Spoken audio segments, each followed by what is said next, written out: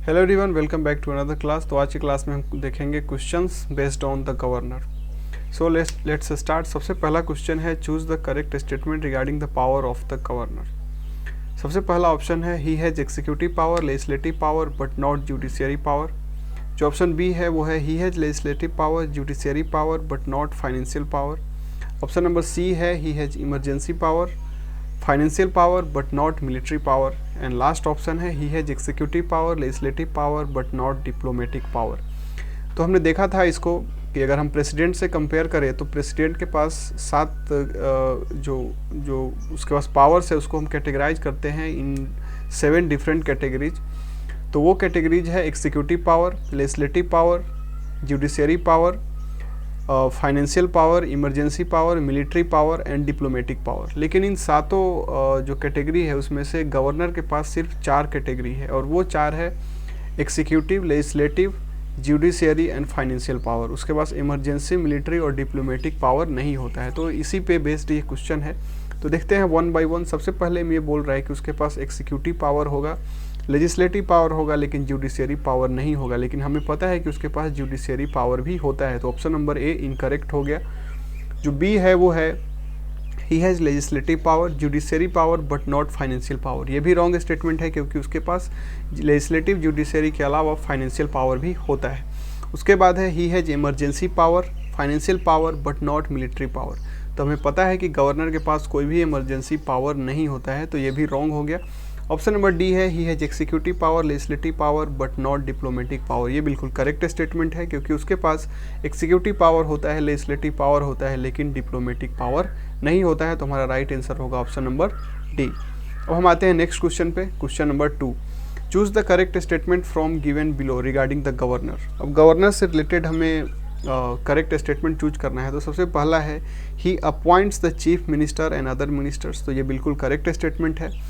जो दूसरा स्टेटमेंट है वो है, the chief minister holds the office during the pleasure of the governor. ये भी बिल्कुल करेक्ट स्टेटमेंट है। जो थर्ड है वो है, all executive actions are taken in the name of the governor. ये भी बिल्कुल करेक्ट स्टेटमेंट है। फोर्थ है, he acts as a chancellor of the university. तो ये भी बिल्कुल करेक्ट है। तो 1 से 4 अब तक सारे स्टेटमेंट्स एकदम करेक्ट है। स्टेटमेंट नंबर 5 को देखते हैं, he can impose presidents rule in state. तो ये रॉन्ग स्टेटमेंट है, क्योंकि गवर्नर को ये पावर नहीं होता है कि वो प्रेसिडेंट्स रूल को इम्पोज कर दे। वो रिकमेंड कर सकता है प्रेसिडेंट को, और उसके बेसिस पे प्रेसिडेंट डिसाइड करेगा कि उसको प्रेसिडेंट्स रूल लगाना है या नहीं। तो जो ऑप्शन नंबर 5 है वो रॉन्ग है। तो इसलिए इसका करेक्ट आंसर होगा, जिसमें स्टेटमेंट 1 2 3 4 हो, तो वो हमारे ऑप्शन नंबर ए में है 1 2 3 4। तो हमारा करेक्ट आंसर होगा। अब आते हैं क्वेश्चन नंबर 3 पे। ये बोल रहा है कि in the constitution there is a provision that there should be a tribal welfare minister in some states, these states are. हमने देखा था कि कुछ स्टेट्स में एक एक्स्ट्रा मिनिस्ट्री होता है जिसको हम ट्राइबल वेलफेयर मिनिस्ट्री बोलते हैं, और ये गवर्नर का रिस्पॉन्सिबिलिटी होता है कि उस मिनिस्ट्री के लिए एक मिनिस्टर को अपॉइंट करे। तो हमने देखा था कि ये झारखंड में था, छत्तीसगढ़ में था, मध्य प्रदेश में था और उड़ीसा में था। और बिहार को 94th जो अमेंडमेंट एक्ट हुआ था इन 2006, तो उसके बाद से बिहार को एक्सक्लूड कर दिया गया था। तो फिलहाल के लिए at present time we have Jharkhand, Chhattisgarh, Madhya Pradesh and Orissa. So 2567 option number C में है। तो हमारा option number C right answer होगा। अब आते हैं क्वेश्चन नंबर 4 में, what is true regarding the chairman and members of the public service commission of India. जो स्टेट का पब्लिक सर्विस कमीशन है उससे रिलेटेड उससे उसके जो चेयरमैन और मेंबर से रिलेटेड कौन सा स्टेटमेंट ट्रू है वो हमें चूज करना है। सबसे पहला है, they are appointed by the governor and removed by the governor. ये रॉन्ग स्टेटमेंट है, क्योंकि हमने देखा था कि जो पब्लिक सर्विस कमीशन के चेयरमैन और मेंबर हैं उसको अपॉइंट करने का काम तो गवर्नर का होता है, लेकिन उनको रिमूव करने का काम किसका होता है, प्रेसिडेंट का होता है। तो अगर आप ऑप्शन नंबर बी देखें, they are appointed by the governor and removed by the president, तो ये हमारा बिल्कुल करेक्ट आंसर होगा। अब है क्वेश्चन नंबर 5 पे आते हैं, for which of the followings the governor is not responsible with respect to state election commissioner. जो स्टेट इलेक्शन कमिश्नर होता है सो उसके लिए जो गवर्नर है वो किस चीज़ के लिए रिस्पॉन्सिबल नहीं होता है, तो ऑप्शन ये है अपॉइंटमेंट, इसके लिए रिस्पॉन्सिबल है क्योंकि स्टेट इलेक्शन कमिश्नर को कौन अपॉइंट करता है, गवर्नर करता है। दूसरा टेन्योर, इसके लिए भी है क्योंकि स्टेट इलेक्शन कमिश्नर का टेन्योर कितने टाइम का होगा इसको भी डिसाइड कौन करता है, गवर्नर करता है।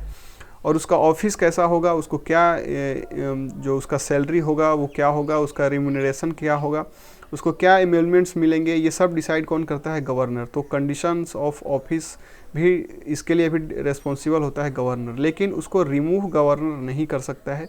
हमने देखा था कि स्टेट इलेक्शन कमिश्नर था, इसका रिमूवल कैसे होता था, जैसे कि हाई कोर्ट के जज का होता है। ठीक है, तो ऑप्शन नंबर सी होगा, इसके लिए वो रिस्पॉन्सिबल नहीं है।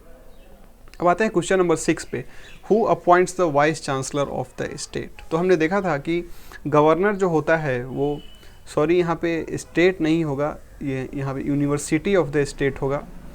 तो हमने देखा था कि जो गवर्नर होता है वो खुद बाय डिफ़ॉल्ट चांसलर होता है ऑफ द यूनिवर्सिटी, और वो अपॉइंट करता है वाइस चांसलर को। तो हमारा जो करेक्ट आंसर होगा वो होगा option number A, governor.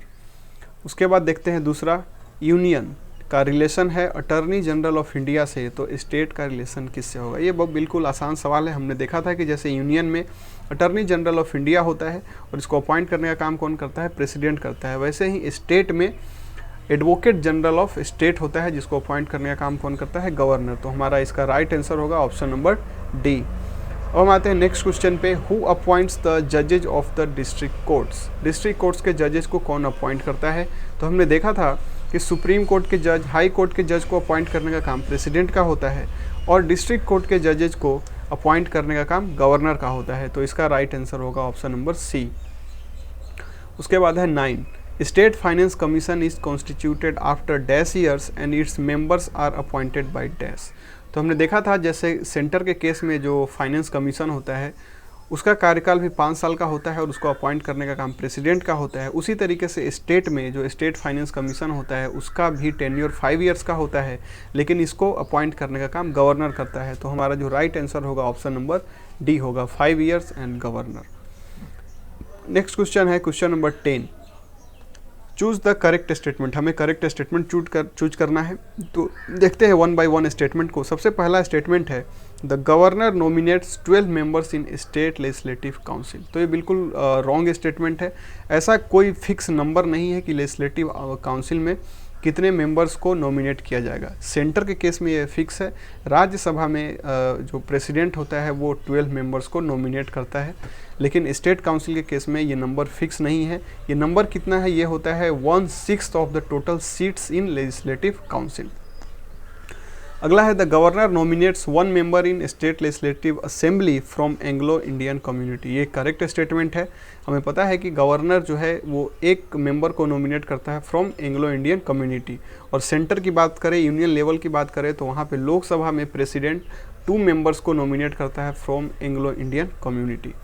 Option number C है, the governor can dissolve the state legislative assembly. ये बिल्कुल करेक्ट स्टेटमेंट है। गवर्नर को ये राइट होता है, ये पावर होता है कि वो स्टेट लेजिस्लेटिव असेंबली को डिजॉल्व कर सकता है, जैसे कि यूनियन लेवल पे प्रेसिडेंट को ये पावर होता है कि वो लोकसभा को डिजॉल्व कर सकता है।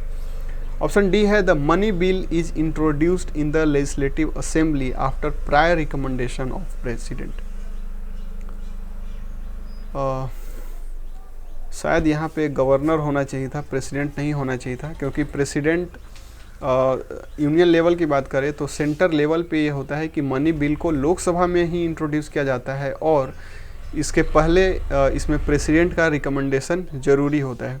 उसी तरीके से स्टेट के केस में अगर मनी बिल आएगा तो वो भी लेजिस्लेटिव असेंबली में ही आएगा, लेजिस्लेटिव काउंसिल में नहीं आ सकता, और वो भी after prior recommendation of governor आएगा। तो इस प्रेसिडेंट को गवर्नर कर लीजिएगा। तो ये भी हमारा करेक्ट, अच्छा ये प्रेसिडेंट दिया है तो इसको रॉन्ग मान सकते हैं, क्योंकि ये गवर्नर होता है, प्रेसिडेंट का स्टेट में कोई काम नहीं होता है।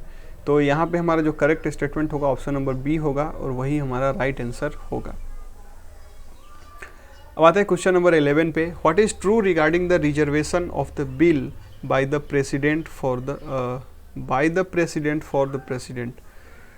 तो यहाँ पे गवर्नर होगा, प्रेसिडेंट नहीं, यानी कि what is true regarding reservation of the bill bye the governor for the president. हमने देखा था कि गवर्नर के पास एक एडिशनल ऑप्शन होता है कि वो अगर चाहे तो वो बिल को पास कर सकता है प्रेसिडेंट के पास, यानी वो उसको रिजर्व कर सकता है प्रेसिडेंट के लिए। तो उस केस में अगर ऐसा कंडीशन आता है तो फिर कौन सा स्टेटमेंट करेक्ट होगा? सबसे पहला है the governor can ask the president to return the bill. हमने देखा था कि एक बार अगर गवर्नर अगर बिल को पास कर देता है प्रेसिडेंट के लिए अगर वो रिजर्व कर देता है तो फिर उस बिल में उसका कोई भी रिस्पॉन्सिबिलिटी नहीं होता है।